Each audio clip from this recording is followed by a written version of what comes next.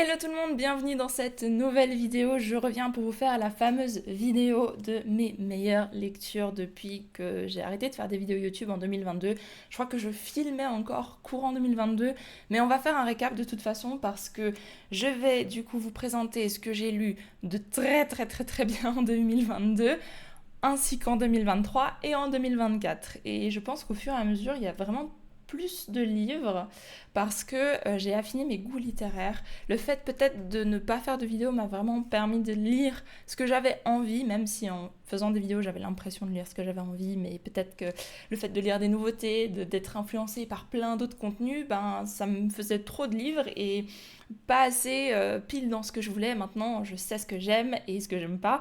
Et là franchement j'ai des lectures très qualitatives. Donc je suis très contente de vous en parler aujourd'hui. On va commencer donc avec 2022, je mettrai des timestamps comme ça vous pourrez aller à une autre époque si vous le souhaitez. Mais 2022 a été une année où il n'y avait pas de très bonnes lectures. En vrai, quand je regarde mon Goodreads, j'ai rien lu de bien à part une saga. Et alors là, ça a tout révolutionné parce que c'est devenu ma saga favorite de tous les temps. Vous l'aurez déjà deviné, peut-être, il s'agit de Ken Liu. Alors oui, c'est la guerre contre le soleil qui décide de sortir maintenant et qui essaie de m'éblouir. Je vais faire de mon mieux, bon ça donne un style. Hein. Donc Ken Liu qui a écrit la saga The Dandelion Dynasty qui commence avec The Grace of Kings, traduit en français par La Grâce des Rois. Malheureusement, au moment où je filme, ils n'ont traduit que les deux premiers tomes. Et ils ont divisé le tome 2 en 3. Donc, il n'y a pas 3 tomes traduits, il y en a que 2 et le total, il y a 4 tomes en anglais. Donc, je ne sais pas s'ils vont le poursuivre. Si ça vous intéresse, franchement, je vous encourage à, je sais pas, mettre un mail aux éditions parce que bah, c'est le seul moyen de les encourager à traduire parce que je sens le truc qui va pas se faire. Bref, franchement, cette saga, le plus gros coup de cœur que j'ai jamais eu, oui, ça a dépassé La Roue du Temps par Robert Jordan. Oui. Alors, je vais vous en parler. Ouais, je vais vous en parler de La Grâce des Rois ainsi que de Wall of Storms qui est le tome 2, le tome 3 de Veiled Throne et le tome 4 Speaking Bones. Donc, je vais prendre mes notes parce que comme j'ai beaucoup de livres à présenter, il faut que je m'y retrouve un petit peu. Mais bon, c'est parti. De quoi parle La Grâce des Rois? Alors, ça parle de... c'est une réécriture. C'est une réécriture de l'empire des Han, donc la dynastie chinoise des Han. Et on va découvrir comment, via cette réécriture, l'empire s'est construit. Quelles ont été les bases, quelles ont été les causes aussi, puisque ça part d'une rébellion, et c'est ce qu'on suit dans ce tome 1. Une civilisation, un peuple qui se rebelle contre l'empereur. Et j'aime bien décrire ce tome 1 comme la description très bien faite, très polie, très détaillée de la fin d'un empire. Et je trouve ça fascinant. Donc, on dépeint cette chute d'empire, donc celle qui précède théoriquement la dynastie des Han, par un niveau politique, un niveau économique, un niveau social, au niveau de l'éducation, au niveau de la justice. Et ça se fait à travers, alors surtout dans le premier tome, la fin de l'Empire. Moi j'aime bien dire que le deuxième tome c'est la reconstruction d'un empire, mais tous ces thèmes vont de toute façon être abordés au fil des tomes. Franchement, ça prend tellement de sujets intéressants et ça les traite à travers une lentille de fantaisie. Mais moi je trouve que la plume de Ken Liu est tellement efficace, tellement belle, mais aussi voilà, il décrit des choses, il explique des choses et ça va juste de soi, tellement c'est bien pensé, tellement c'est bien ficelé, les intrigues superbes, les retournements de situation parce qu'il y en a incroyables, les personnages, mais alors un chef-d'œuvre parce que les personnages sont tellement nuancés, c'est-à-dire qu'on a bien sûr des personnages auxquels on s'attache. On a aussi des méchants, mais qui ne sont jamais réellement juste dépeints comme des méchants. Il y a une guerre qui se passe, il y a même plusieurs conflits qui se passent au fil de ces tomes, et il n'y a jamais un parti qui a totalement raison. Et on lit de tous les points de vue, que ce soit au niveau de l'empereur, au niveau du peuple, au niveau des soldats, au niveau de... Et c'est ça que j'adore, parce qu'on a très souvent des livres de fantasy qui vont nous dépeindre... Alors, il y a souvent plusieurs points de vue, mais on a en général un point de vue plutôt dominant et là on a de tout et tout est intéressant. Bon, je vais reprendre mes notes parce que là j'ai fait 100 jusqu'à maintenant, donc un univers complexe et très subtil à la fois. Beaucoup de personnages, en tout cas le premier tome, voilà, ça c'est un truc qu'il faut que je dise. Dans le premier tome, c'est un peu particulier parce qu'on pourrait le considérer un peu comme un préquel. On va suivre des personnages qui vont établir les futurs mythes et légendes des tomes suivants. C'est-à-dire qu'on suit ce premier tome d'une manière presque historique parce qu'on a beaucoup d'événements. Je pense lui reprocher son manque de développement de personnages, même si je trouve qu'il y en a, mais comparé aux trois autres, il y a vraiment une différence. Moi, ça me va très bien, alors que j'adore le développement des personnages. Mais voilà, on les suit, on les voit comme des figures historiques qui vont ensuite être jugées par les générations d'après, parce que ça se passe sur plusieurs générations, et je trouve fascinant comme on a ce premier tome qui établit des faits, des événements et des personnages qui ensuite vont être vraiment scrutés à la loupe d'une manière presque historique, même si ça reste voilà, une différence de génération, mais incroyable ce travail de Ken Liu. Donc voilà, le tome 1 est un peu différent des trois autres. Si vous aimez moyen, mais que vous aimez quand même pardon, mais que vous aimez quand même un petit peu, bah franchement la suite vous allez adorer. Ensuite, une lecture donc, qui fait réfléchir, limite un côté philosophique par moment, très pertinente au niveau de notre monde actuel. Je veux dire, il y a des choses que j'ai sorties de ce livre qui me servent, entre guillemets, tous les jours. J'y pense, je pense quasiment tous les jours à ce livre, enfin, aux idées qui sont explorées, aux morales qu'on discute, aux questions qu'on se pose, franchement. C'est pour ça que c'est ma saga favorite, c'est que ça m'accompagne quotidiennement. Ça a vraiment eu un impact sur ma vie aussi. Et sur ma vie, c'est-à-dire que j'ai commencé à étudier le mandarin à cause de ces livres-là. Voilà. Juste pour vous dire à quel point ça a vraiment eu un impact fort. J'ai beaucoup annoté ces bouquins. C'est une dinguerie. Voilà. Je ne peux que vous recommander ça. Malheureusement, la traduction... Voilà, si vous lisez en anglais, juste foncez. Ensuite, alors, niveau logistique, ça va être un peu compliqué. On va essayer de faire bien. On passe à 2023. 2023, j'ai lu énormément de bonnes choses. En commençant par la saga, enfin la trilogie, Le problème à trois corps par Liu Cixin.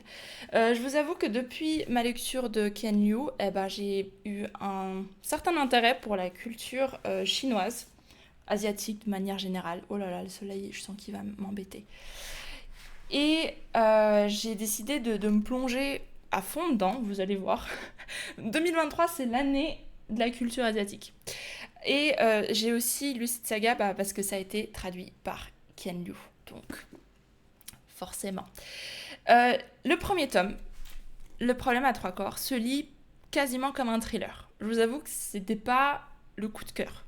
Vraiment, ce premier tome, d'ailleurs, si je devais les relire, j'aurais presque envie de passer mon chemin. Mais il était bien quand même parce que ça établit forcément toute la base sur laquelle va se construire la suite. Je vais fermer mes stores parce que ça va m'embêter. Voilà, c'est un peu plus obscur, mais c'est pas grave. Donc, ce premier tome, ok. La saga en général, enfin à partir du tome 2, qui est The Dark Forest, et le tome 3, qui est Death Ends, autant vous dire qu'à partir de ces deux tomes-là, la SF chinoise a pris une telle ampleur dans ma palle que c'en est presque inquiétant. Non mais juste, il a mis la barre très haute, le Cixin. Franchement...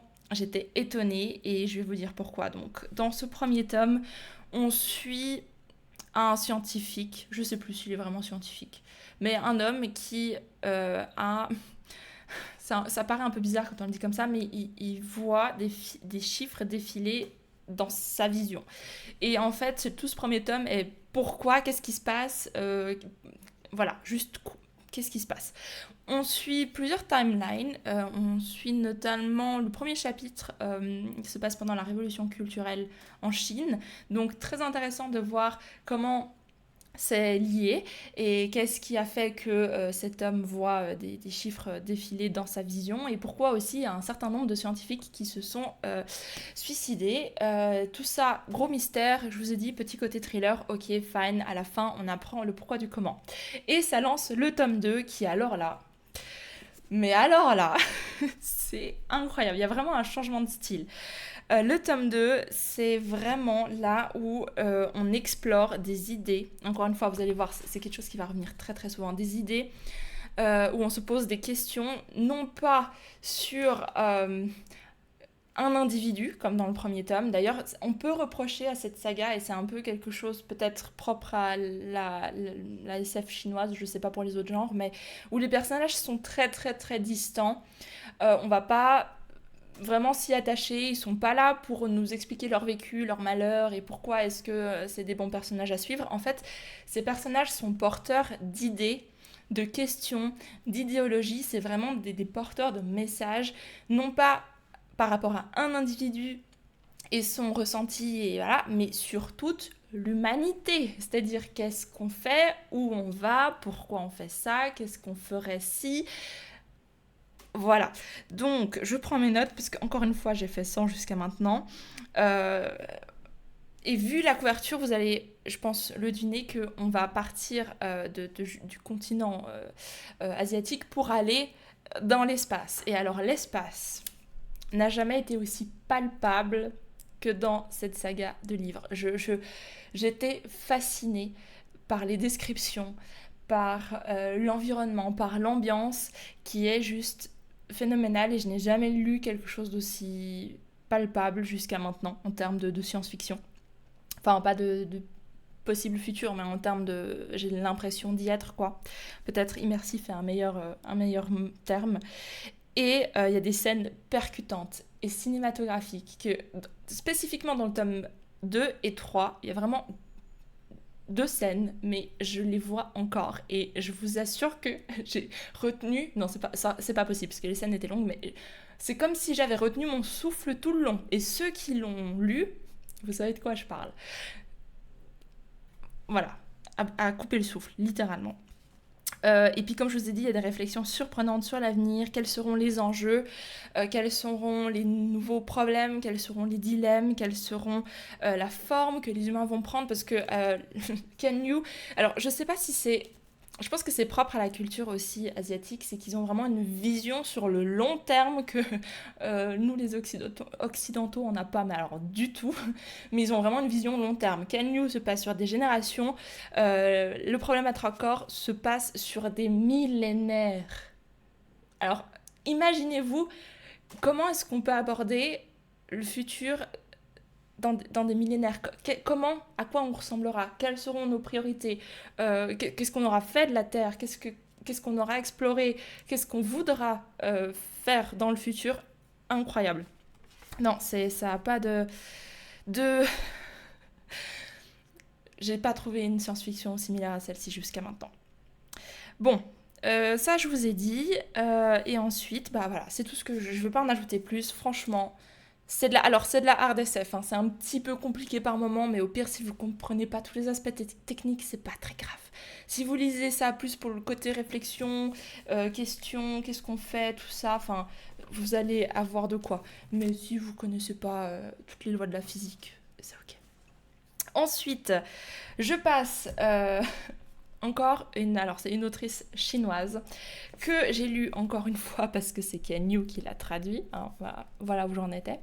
Il s'agit de Vagabonds par Hao Qingfang et encore une fois, vision long terme sur un futur où on a colonisé Mars. Mars s'est rebellé pour avoir une indépendance par rapport à la Terre et en fait ils ont pendant très longtemps eu aucun contact et donc ils ont évolué en deux sociétés bien différentes. On a une société plutôt capitaliste sur la Terre et une société plutôt communiste sur Mars. Et en fait, mais j'adore cette idée, on va suivre notamment une jeune femme et un journaliste qui... alors cette jeune femme, elle vient de Mars et elle a passé comme un échange universitaire sur Terre avec d'autres élèves et le journaliste les a suivis pour voir comment ils évoluaient et on les suit au moment où ils retournent sur leur planète d'origine, donc Mars, et en fait comment leur vision par rapport à leur propre planète, utopique ou pas, comment est-ce que leur vision a changé. Et alors là, c'est un roman que même l'autrice elle-même décrit comme un roman science-fiction philosophique. Encore une fois, pas de perso très avancé, pas au premier plan, on va pas tellement suivre leur ressenti, oui un petit peu, mais c'est pas aussi prononcé que dans les romans par exemple de fantasy où on a vraiment un héros pour lequel on tient. On les suit, on a leur ressenti par rapport à leur échange, à leurs questions, mais c'est un thème, hein, je vous dis. Et juste magnifique. Alors, j'ai pas mis de post-it, mais j'ai vraiment annoté ce bouquin directement encore dans les pages, en fait, parce que je crois que j'avais pas de post-it. Et j'ai souligné tellement de choses, tellement de choses justes. Et ouais, je pense que c'est une lecture. Alors, ça plaira pas à tout le monde, parce que pas tout le monde a envie de lire la science-fiction philosophique, mais pour celles et ceux que ça intéresse, franchement, foncez, ça n'a pas été traduit en français, malheureusement encore une fois, mais si vous lisez en anglais, lisez-le parce que je pense on en ressort beaucoup, beaucoup, beaucoup de choses, et je pense que c'est encore plus pertinent aujourd'hui, vu les différences politiques et tout, enfin, ça a du sens. Vraiment, c'est plus centré, pas tellement sur la politique, mais plus sur le contexte social, sur les différences de culture, sur la différence de perspective, de vision des choses. Donc voilà. Qu'est-ce que j'ai ajouté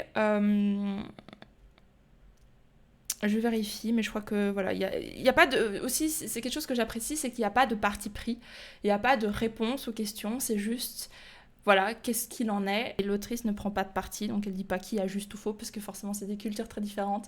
Donc on pourrait tendance à dire qu'il y a un truc qui est mieux que l'autre. Et voilà, la plume est excellente, mais ça c'est parce que c'est Ken Liu qui l'a traduit, donc pas très très surprenant, je conseille fortement.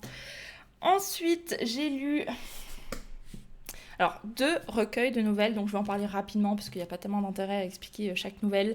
J'ai lu Stories of Your Life and Others, qui a été traduit, je crois, sous la tour de Babylone par Folio SF, je crois. Et The Paper Menagerie par Ken Liu, qui a aussi alors été traduit. Mais attention, parce qu'ils appellent ça la ménagerie de papier, mais ils n'ont pas mis les mêmes nouvelles que dans la version originale. Ils les ont triées, ils en ont publié certaines séparément, ils en ont mis certaines dans un autre recueil, donc moi je vous recommande vraiment de lire l'original si vous pouvez. De toute façon, je vais vous dire quelles ont été mes meilleures nouvelles. Alors, 2 recueils de nouvelles qui ont le même but, exposer des idées et laisser le lecteur réfléchir, c'est tout. J'aime beaucoup. Dans celui-ci, on est plus sur de la science-fiction. Et sur celui-ci, on est plus sur un peu de l'historique slash SF slash fantasy, il y a un peu de tout. Et vraiment, j'ai apprécié toutes les nouvelles. Elles sont toutes très très bonnes. Il y en a certaines que j'ai préférées, forcément. Je vérifie juste si j'ai d'autres choses à vous dire avant de vous donner les nouvelles que j'ai adorées. J'aimais pas forcément ce format avant parce que c'est des nouvelles et comme je lisais surtout de la fantasy, les nouvelles fantasy c'est pas forcément très souvent ça n'approfondit pas assez selon moi, hein, et puis je pense que vous serez plusieurs à être d'accord, mais pour ce qui est de la SF et des romans des nouvelles de spéculation et un peu d'historique, je trouve que ça marche très bien parce que ça a juste le temps d'exposer une idée et puis de laisser le lecteur derrière explorer un peu plus loin par lui-même, donc vraiment ça marche très très bien et moi je suis devenue fan, j'en ai lu plusieurs des recueils de nouvelles, mais là c'est vraiment les 2 meilleurs. Tout ce que j'ai aimé en fait dans les livres que je viens de vous citer là, il se retrouve ici mais en plus petite quantité. Les nouvelles que j'ai adorées dans Stories of Your Life and Other Stories, alors parce que je mets les notes, la première, La Tour de Babylone, incroyable. La deuxième, Story of Your Life, qui a d'ailleurs inspiré un film qui était du coup nul, Contact, je crois que ça s'appelle. Je vous mettrai le titre dans la description, je ne me rappelle plus. Et Liking What You See, a documentary. Et alors là, je sais plus quand il a été écrit, je crois qu'il a été écrit en 2008 ou même avant. Et j'ai jamais vu un truc aussi 2002. C'est les réseaux sociaux. C'est juste les réseaux sociaux et c'est la meilleure idées que j'ai vues par rapport aux réseaux sociaux et je trouve que c'est très très très pertinent et que je pense qu'on n'y est pas loin. On est en plein dedans, mais l'étape d'après, je pense qu'on n'est pas très loin. Dans Paper Menagerie, j'ai adoré. Oula, ça va être difficile. Toutes celles où j'ai mis 5 étoiles, je vous les cite. The Perfect Match, le Litteromancer, The Paper Menagerie, la ménagerie de papier, forcément. Mono No Aware, All the Flavors et The Man Who Ended History, a Documentary. Non, le dernier là, il a été traduit en français, L'homme qui mit fin à l'histoire, je crois. Et je crois que c'est le seul qui a été... je me rappelle plus, il y en avait un autre qui avait été publié de manière différente, mais je sais plus lequel c'est, je crois qu'il est peut-être pas là. All the Flavors, oui, toutes les saveurs. Très très bien, mais ils sont publiés hors du recueil, en français. Voilà, vraiment super, j'ai rien d'autre à dire. Lisez ces nouvelles. Ensuite, alors ma dernière meilleure lecture de 2023, eh bien c'était Les Chroniques de l'érable et du cerisier par Camille Monceau. Et oui, j'ai aussi lu des romans francophones.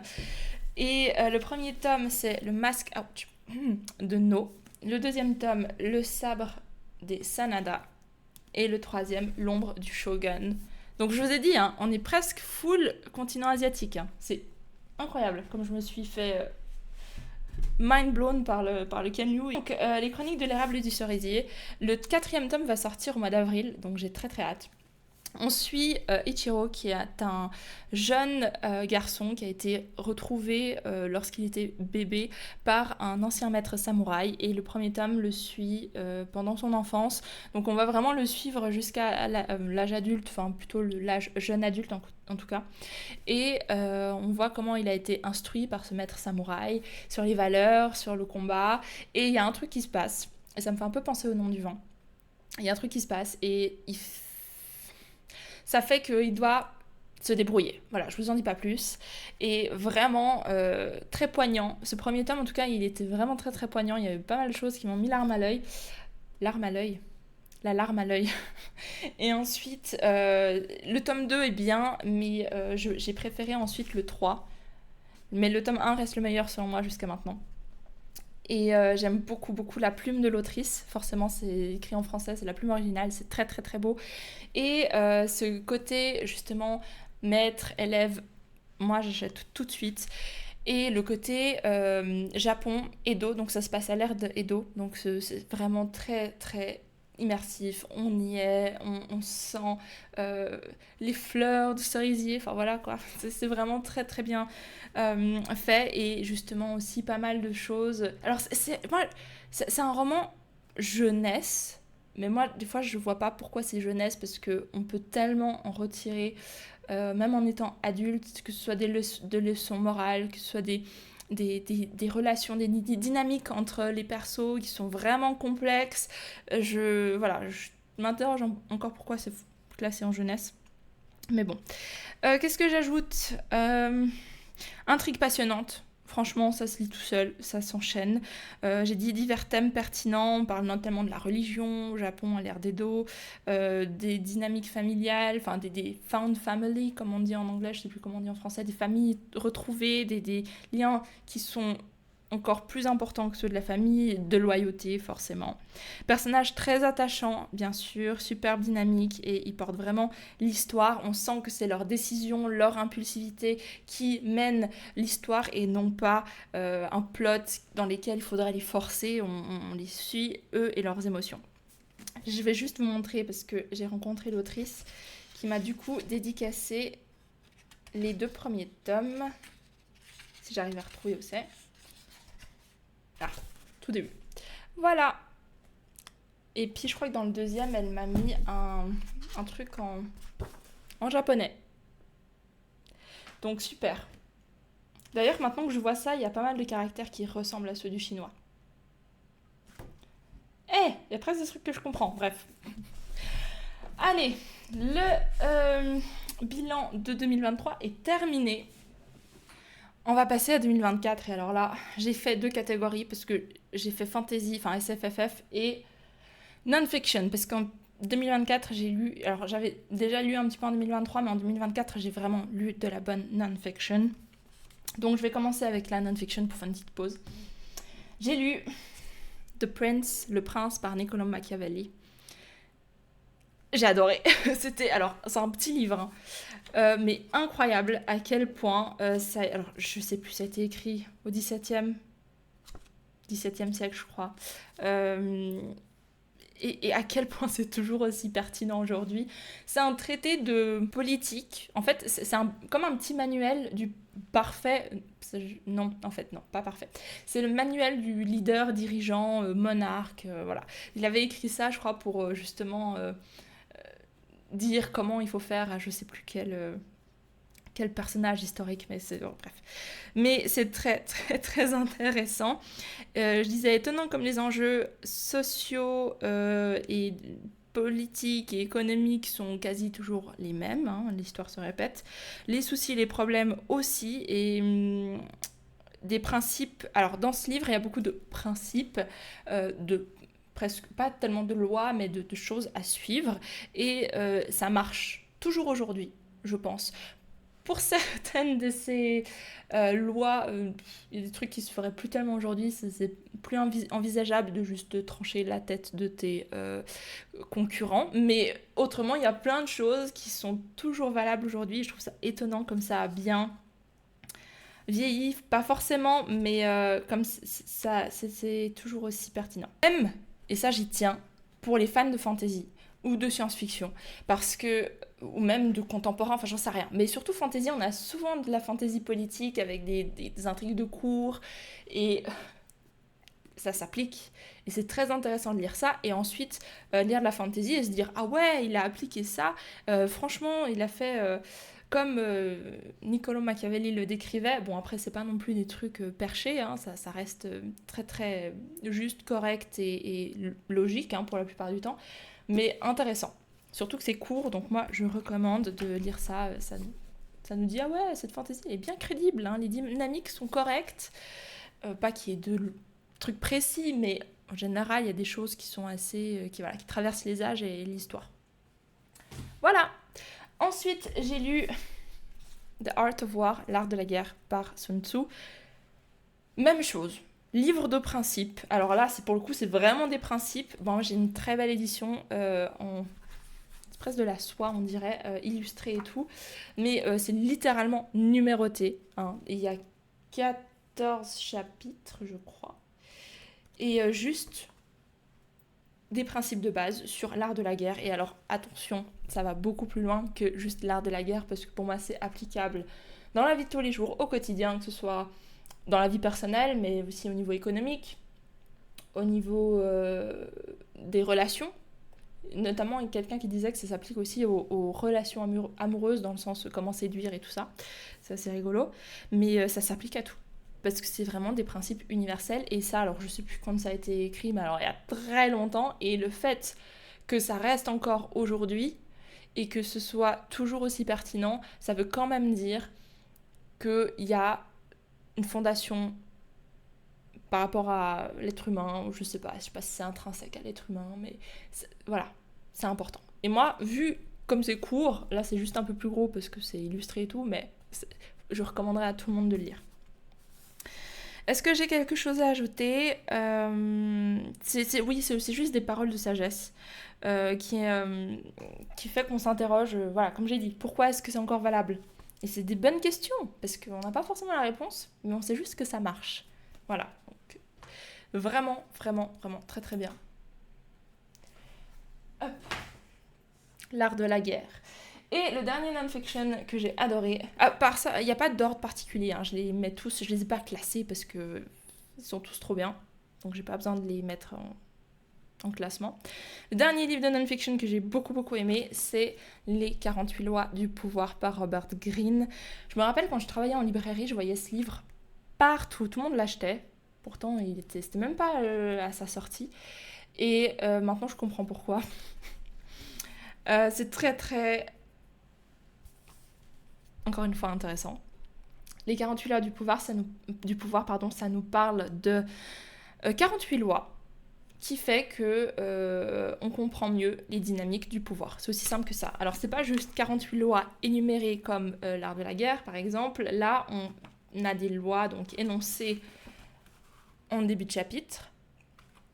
Et ensuite on a des exemples historiques. Alors ça va de l'Antiquité jusqu'à notre époque moderne.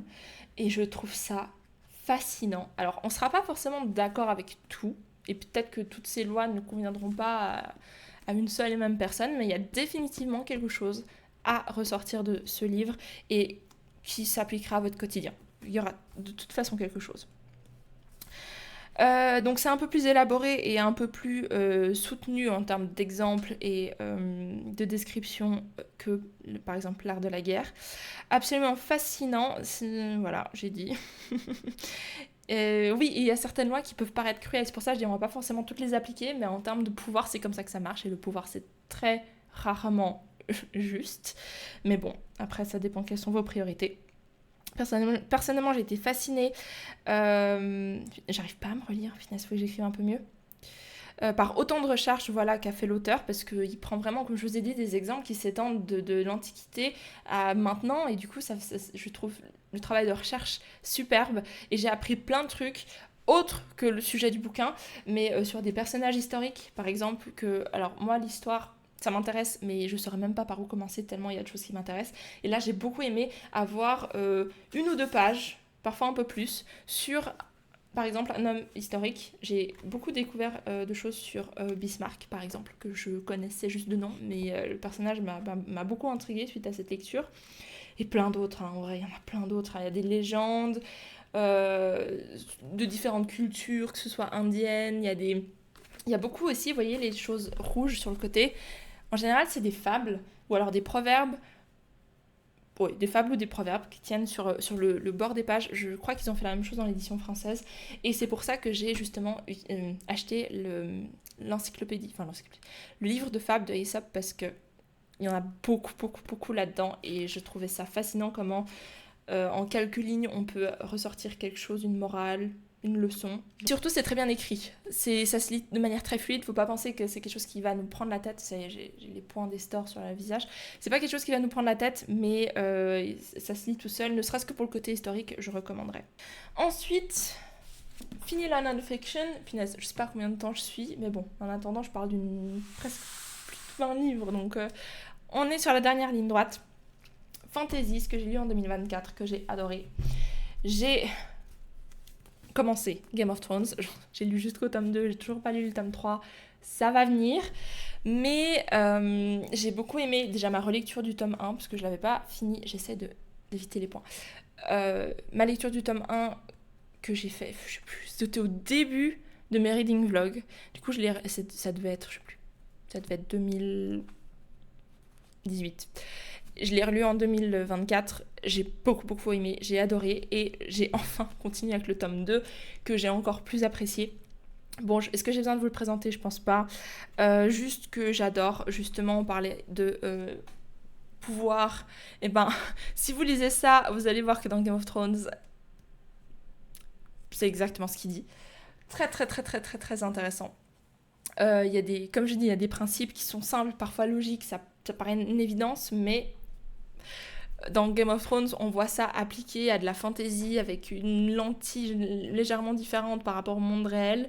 Et j'adore. C'est vraiment ultra pertinent, intéressant, dynamique. Les personnages sont détestables. Comme je vous ai dit, le pouvoir, c'est pas forcément une bonne chose. Oui, donc, j'ai été captivée par les intrigues politiques, forcément, les dynamiques de pouvoir, les gens intelligents qui planifient l'essor ou bien même la destruction de familles puissantes. Ça, c'est un truc que j'adore dans la fantasy. Beaucoup de personnages qui participent à ce grand échiquier, parce que c'est un grand échiquier. Univers crédible, voilà. Oui, puisque moi, je trouve que dès qu'il y a des dynamiques crédibles, l'univers est crédible, le world building aussi indirectement, bon on va pas parler de dragon ou je sais pas quoi, mais voilà. Ensuite, j'ai lu, et ça je vous en ai parlé pendant mon live, Octavia Butler, la parabole du semeur et la parabole des talents. Alors ça, grosse claque, mais alors grosse claque lorsque j'ai lu ces deux livres, parce que j'ai voulu lire du Octavia E. Butler parce que je suis tombée sur une interview de l'auteur qui m'a vraiment intriguée parce qu'elle disait des choses très intéressantes et notamment elle avait lu des extraits de ses livres. Je crois que tous les extraits étaient cette duologie. Et je me suis dit, ok, il faut que je lise des livres. Je vous mettrai l'interview si je la retrouve aussi dans la barre de description. D'ailleurs, il faut que je note ce que je dois mettre dans la barre de description. Oui, le film et l'interview. Et ça a été écrit, j'ai déjà oublié, en 92, je crois, 86. Non, 88. Et ça se passe en 2024. Et comment vous dire qu'il n'y a rien de plus terrifiant qu'une science-fiction. C'est pas du post-apo, mais c'est clairement pas.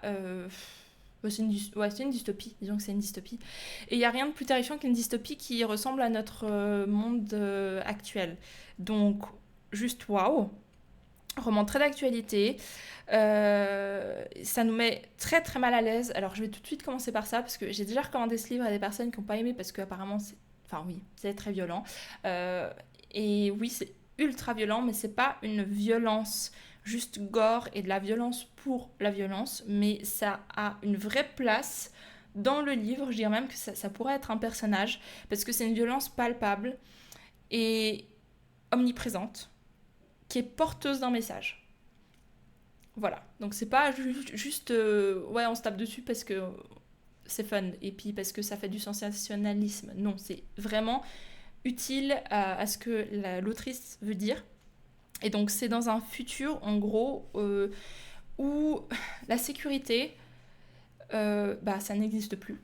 C'est pas parce qu'on a un travail, on a une famille et on a un chez-soi qu'on est stable et dans un environnement sûr. On suit une personne qui est jeune, assez jeune au début du roman, et dans le tome 2, on la suit un peu plus âgée, qui vit dans une espèce de communauté entourée d'un grillage, parce que l'extérieur c'est dangereux, mais c'est pas parce qu'ils sont dans ce grillage et qu'ils ont leur petite vie qu'ils sont en sécurité, parce que le danger est toujours présent. Et le fait de sortir, c'est hyper dangereux. Et ce que je veux dire, c'est que c'est d'actualité, non pas. Alors en Europe, je pense pas, en tout cas pas dans l'Europe que j'ai connue et voyagée. Mais par exemple en Amérique du Sud, je connais parce que j'ai la famille au Brésil, d'ailleurs je vais aller au Brésil au mois d'avril, c'est tout à fait ça. Alors peut-être pas au niveau d'Octavia et Butler, mais je pense qu'on n'est pas loin. Les gens vivent dans des bâtiments qui sont gardés 24/24, 7 jours sur 7 par un portier qui ne laisse pas entrer les gens qu'on ne connaît pas. Il y a même, alors moi je sais pas où ma grand-mère vit, c'est comme ça, mais il y a même des endroits où il y a carrément le supermarché, tous les commerces de première nécessité qui sont dans le bâtiment pour éviter de sortir. Voilà, donc ça existe déjà. Donc oui, cette expérience-là, c'est une expérience qui nous met mal à l'aise, qui nous fait une grosse prise de conscience sur tous les conforts qu'on a. Moi, quand je lisais ce livre, je me rappelle, j'étais sur l'autoroute, par exemple, je regardais les paysages. Alors en Suisse, c'est toujours très très beau en général. Donc je regardais les paysages défiler et j'étais là, oh là là, mon Dieu, on a tellement de chance, on a tellement de choses qu'on prend pour acquis. Et si du jour au lendemain, on était dans cet univers-là, alors déjà... la verdure, je crois qu'il n'y en a pas trop, et quand même une grosse sécheresse. Mais il y a de l'eau, il y a tout. En fait, la vie est telle qu'on l'a pour le moment. Je veux dire, il y a accès à l'eau, il y a de la nourriture, il y a des magasins. Mais déjà, c'est assez cher. Et c'est gardé par des hommes armés pour pas se faire piller. Parce qu'en fait, ce qu'il faut savoir dans ce livre, dans cette biologie, c'est que la misère, c'est devenu la majorité. Du coup, qu'est-ce que les gens font quand ils n'ont plus rien à perdre ? Voilà, c'est de là où vient le danger. Et voilà, grosse remise en question par rapport à ça. Voilà, ça j'ai dit. Et naissance, alors oui, ça c'est une partie qui m'a pas forcément très intéressée, mais la naissance d'une idéologie, d'une religion de la part de notre protagoniste. J'aime beaucoup ces réflexions, mais pour moi c'était pas la partie la plus intéressante. Et aussi, faut pas s'attendre à un dénouement, non pas parce que en fait de base c'était censé être une trilogie, l'autrice est décédée avant de la finir, mais ça se lit quand même très bien. Je veux dire, pas de cliffhanger à la fin du 2, mais il faut pas s'attendre aussi à un dénouement. C'est vraiment, comme je dis, pour moi c'est une expérience, une immersion dans un monde dans lequel on peut peut-être très vite basculer. Il y a aussi un peu de trucs politiques et tout très intéressant, mais c'est pas vraiment, c'est pas le focus. Le focus, c'est vraiment le quotidien d'une personne qui vit dans ce monde. Voilà. Bon, Octavia Butler, done. Il me reste une saga que je dois vous présenter. Oh là là, 45 minutes. Vous allez regarder jusqu'à la fin si vous êtes encore ici. Franchement, des gros bisous. Alors, la saga que j'ai adorée en 2024, et c'est de la fantasy, et je pense que ça surprendra personne, c'est Robin Hood avec Les Aventuriers de la Mer. Et premier tome, c'est Ship of Magic. J'ai beaucoup aimé, mais beaucoup, beaucoup. En fait, non, c'est un euphémisme. J'ai adoré parce que Fitz, première trilogie de Fitz, ok, j'avais bien aimé. Mais alors là, il y avait vraiment tout ce que j'adorais. Donc déjà, on a plusieurs points de vue. On n'a pas juste un point de vue. On suit d'autres personnages, rien à voir avec Fitz. C'est connecté, l'univers c'est le même, mais on est dans une autre partie du continent et une autre culture aussi. On suit des marchands qui naviguent sur des bateaux plus ou moins conscients et qui font du trade. Et il y a des pirates. Et voilà, donc c'est comment est-ce qu'ils évoluent dans ce milieu-là.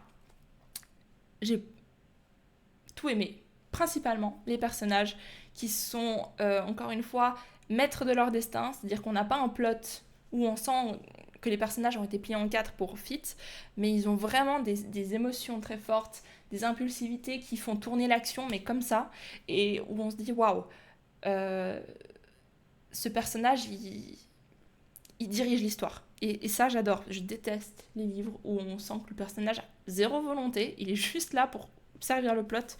Là, c'est vraiment pas le cas. Beaucoup de mystères, l'intrigue très très intéressante. J'ai vraiment lu ces 3 livres très vite. Voilà, c'est tout ce que j'ai à dire. On les voit évoluer, comme je disais, c'est le genre de saga où on arrive à la fin, on se dit waouh, les personnages ils sont vraiment partis de loin. Donc c'est une évolution remarquable et satisfaisante. Les persos sont maîtres du récit, ça j'ai dit, le rythme génial, les POV sont tous super. C'est une intrigue ficelée mais subtile. On va avoir vraiment des petites infos à gauche à droite, on va pas avoir un monstre infodump au tout début, c'est vraiment des petites, comment dire, des petits indices qu'on va récolter l'un derrière l'autre, qu'on doit mettre nous-mêmes ensemble, et ça j'apprécie énormément. Et maintenant je suis en train de lire la deuxième trilogie de Fitz, la deuxième époque, et il y a plein de choses là-dedans qui sont reliées. Dans la première trilogie, je crois qu'il n'y a pas de référence à cet univers, peut-être, mais je les ai ratés, mais dans la deuxième époque de Fitz, alors là, génial. Ah, c'est tellement satisfaisant de mettre tout ça ensemble.